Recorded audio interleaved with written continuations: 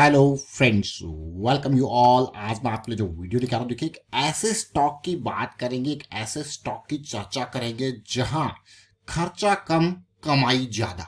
अब आपके मन में क्वेश्चन होगा, यार ऐसी कौन सी कंपनी है, अगर कोई कंपनी किसी चीजों पे लागत लगा रही है तो लागत अच्छी खासी आती है और लागत के बाद फिर जो कुछ बच जाता है वो प्रॉफिट का हिस्सा होता है।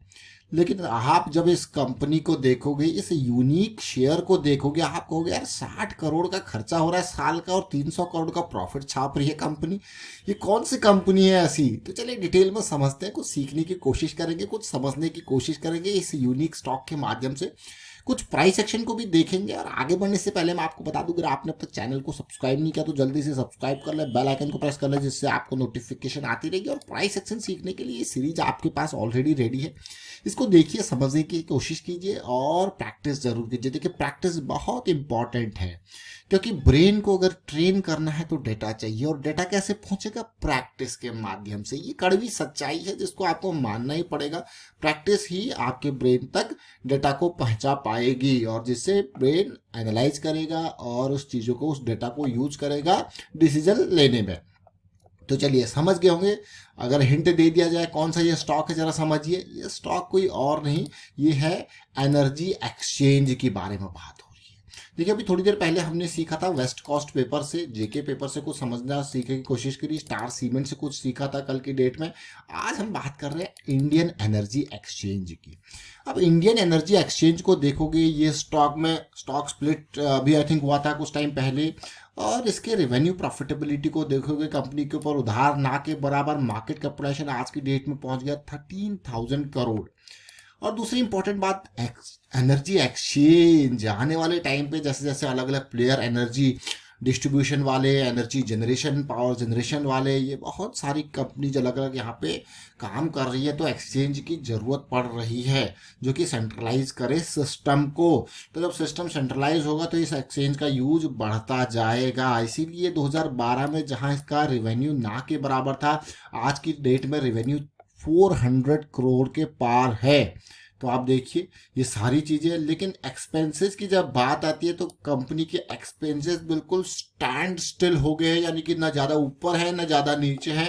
मतलब वही 50 से 60-70 करोड़ के इर्द गिर्द एक्सपेंसेस पिछले 5-6 सालों से फिक्स हो गए, जो स्टार्टिंग में कंपनी ने लगाया होगा। अब देखो एनुअली जो ग्रोथ है एक्सपेंसेस में वो ना के बराबर है। आप देख सकते हो 2022 में 60 करोड़ का था, 2021 में 58 करोड़ का, उससे पहले देखिए 50, मतलब जो खर्चे हैं वो बढ़ ही नहीं रहे जिस तरीके से रेवेन्यू बढ़ रहा है। और प्रॉफिटेबिलिटी देखिए, अगर आप देखोगे जब खर्चे नहीं है, रेवेन्यू जनरेट हो रहा है, तो सीधे सीधे आपको दिखेगा ना यार कंपनी तो प्रॉफिट ही प्रॉफिट छाप रही है। तो आप देख सकते हो अगर 2022 में देखा जाए तो 303 करोड़ का, 293 करोड़ का भी पिछले 12 महीनों में 329 करोड़ का प्रॉफिट कंपनी ने दिखाया, जहां पे खर्चा आप देख रहे हो 50-60 करोड़ के इर्द गिर्द आता है। आप कहोगे यार ऐसी कंपनी तो बहुत ही बढ़िया है जहां पे जो है कमाई ही कमाई है, प्रॉफिट ही प्रॉफिट है, खर्चा तो है ही नहीं है। तो यही तो इंपॉर्टेंट पार्ट है। लेकिन उसके बावजूद भी शेयर में तो डिमांड के हिसाब से गिरावट आती है। अगर मैं अर्निंग पर शेयर यहाँ पे देखूँ, जरा ध्यान से देखना, समझने की कोशिश करना। इस स्टॉक में जो अर्निंग पर शेयर है वो अभी प्राइस क्या है 152 का, क्योंकि स्टॉक स्प्लिट हुआ था, उसके बाद प्राइस एडजस्ट हुआ है। और आप देखिए अभी अर्निंग पर शेयर है 3.69 पर शेयर की अर्निंग यहाँ पे देखने को मिल रही है। अभी और डिटेल में देखते हैं, इसके प्राइस सेक्शन से कुछ समझने सीखने की कोशिश करते हैं। तो मैं आपके सामने इसका वीकली चार्ट रख रहा हूं, और अगर मैं इसके थोड़ा सा बड़े चार्ट को रखूं तो और क्लियर हो जाएगा। ये मंथली चार्ट है। देखिए ये स्टॉक की इसी खूबसूरती की वजह से ये स्टॉक कोविड के बाद ऐसा, कोविड का लो देखोगे तो 38 का, कोविड का हाई देखोगे तो क्या जबरदस्त 317 का हाई कोविड के टाइम पे बनाया। अब ये तो आपने देखा कोविड का हाई और कोविड का लो, लेकिन इन बिटवीन अगर आप देखोगे तो इसका प्राइस एडजस्ट हुआ है। किससे? कॉर्पोरेट एक्शन की वजह से।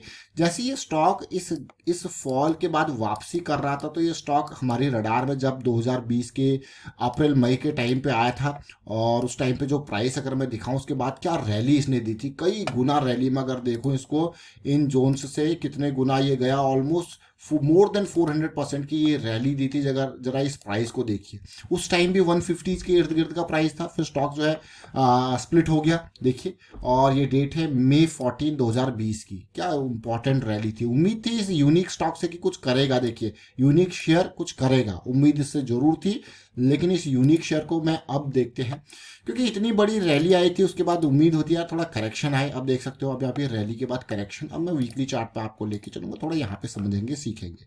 देखिए वीकली चार्ट पे अगर मैं देखूं, जो हम मई की जून के बारे में बात करें तो यहाँ पे उस टाइम पे 50 का प्राइस, अगर अभी के प्राइस के एडजस्टेड प्राइस के हिसाब से देखें तो 50 के इर्द गिर्द का प्राइस है ये।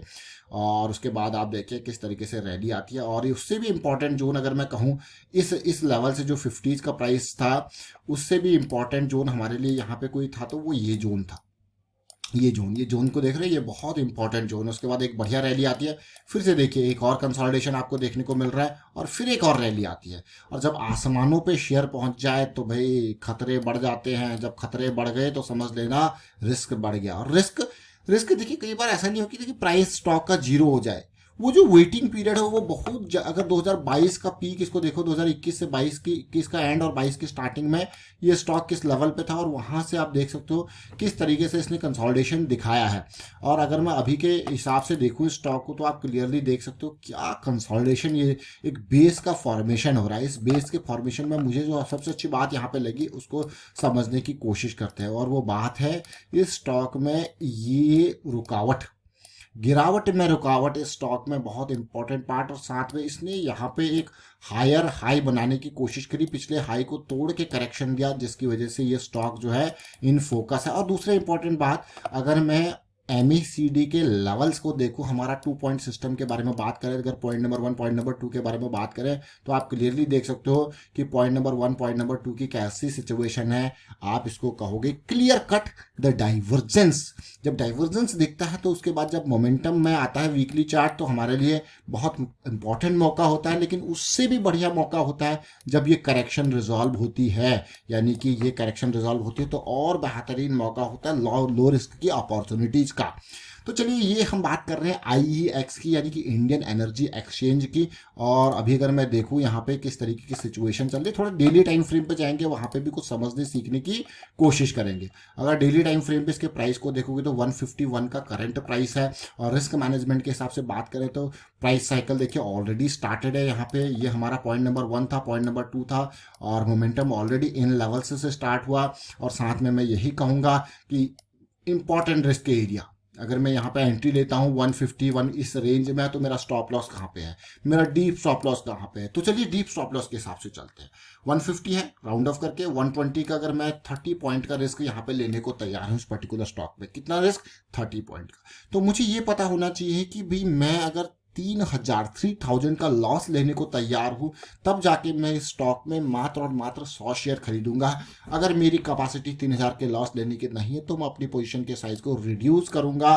और आप इसके इंपॉर्टेंट जोन को तो देख ही लीजिए कि भाई अगर मैं 30 पॉइंट का रिस्क ले रहा हूं तो कम से कम ये स्टॉक एटलीस्ट कुछ तो दे मुझे, 1:2 1:3 तो दे। लेकिन इंपॉर्टेंट जोन्स क्या यहाँ पे देखने को मिल रहे हैं अभी के लिए, वो इमीडिएट जोन, उसके बाद नेक्स्ट जोन, ये प्राइस सेक्शन, यहाँ पे ये प्रोसेस का पार्ट ये जो देखने को मिल रहा है। तो ये हमने जो स्टॉक जिसका डिस्कशन किया वो है इंडियन एनर्जी एक्सचेंज। और ये सारी चीजें देखिए प्राइस सेक्शन सीरीज में आपके लिए ऑलरेडी रेडी हैं, इनको देखें, समझें, सीखें। रेगुलर वीडियोस के माध्यम से आपके सामने एग्जांपल्स आते हैं, इन एग्जांपल्स को देखें और प्रैक्टिस जरूर करें। देखिए प्रैक्टिस बहुत इंपॉर्टेंट है, वो आपको रेडी करेगी, आपके माइंड को रेडी करेगी, आपके माइंड को ट्रेन करेगी।